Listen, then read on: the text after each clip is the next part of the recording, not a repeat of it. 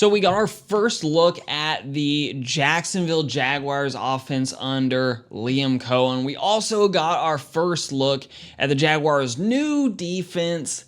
And there's definitely some mixed results in the first preseason game against the Pittsburgh Steelers. Now, before we even get into this, just understand, folks, this is very, very limited as far as the sample size goes. I wouldn't draw any huge conclusions. This is the first time they've been sort of full speed in game scenarios, both units. So let's start with the offense here. It looked good. You know, the first series started out a little bit rough in that the Jaguars had a 4th and 1, and I suspect strongly in most real game scenarios, the Jaguars would have went ahead and punted with 4th and 1, especially at that part of the field. But they converted that first down and went on down the field to score a field goal. They were backed up a little bit from a penalty, so it was difficult for them to convert that last third down, leading to the successful field goal attempt. But the good news, Trevor Lawrence was 6 of 7. The one incompletion was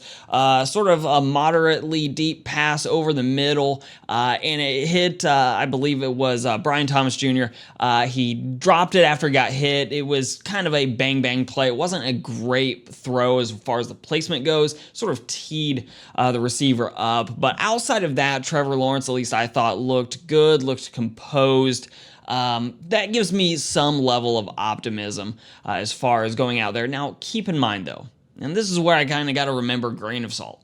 The Jaguars were playing their starters, or at least most of their starters, but the Steelers weren't playing their A team out there. So you got to take that with a grain of salt. Yeah, the Jaguars offense definitely looked competent.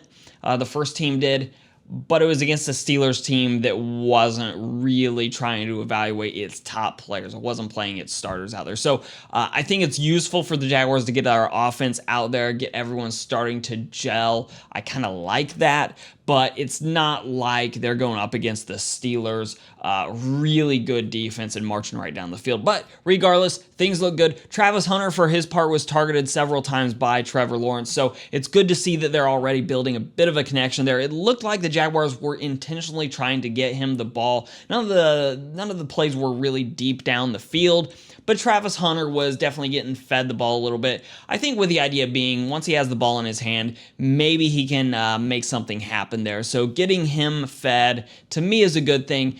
Give him an opportunity to get some easy catches and get in space with the football. And that seems to be the mentality that this offense sort of took, was get the playmakers the ball quickly and let them make defenders miss. There wasn't a lot of deep down the field throwing going on, but there was a lot of get rid of the ball quickly, let your playmakers make some plays. Defense, on the other hand, was not encouraging. And I understand not everyone's out there playing and that sort of thing. It wasn't a true, like, all the starters are on the field playing their best unit. But also keep in mind the Steelers were starting Mason Rudolph, and they were not playing their top players out there, and it wasn't so great. In fact, the Steelers took the ball and just marched right down the field. They were even faced, I think, with a 2nd and 19 at one point and immediately converted on 2nd down, something like a 13, 14, 15-yard play, setting up a 3rd and short, and then immediately just march the rest of the way down the field and get into the end zone for a touchdown. It looked pretty easy, which is fairly concerning considering the Jaguars did have some of their starters out there playing. So there is definitely cause for concern that the Steelers offense, which is not have been sort of known for being a top-tier unit over the last several years, it's a little bit concerning that the Steelers were able to just march right down the field. There's really nothing else notable about that performance for the Jaguars' best defensive players that they actually played tonight, other than that it didn't look great. The Jaguars defense sort of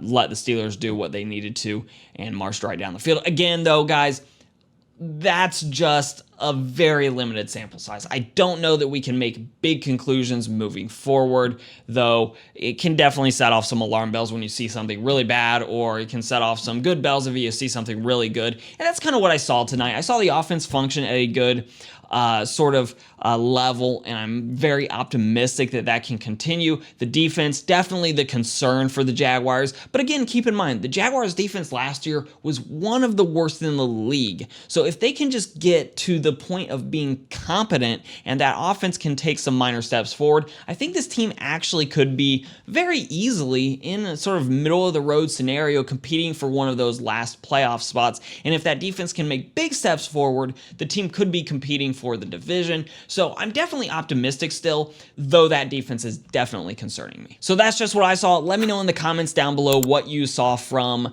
the Jaguars starters against the Pittsburgh Steelers. And of course, I'm Shane. I'll continue the conversation in the comments down below, but I will see all of you in the next video.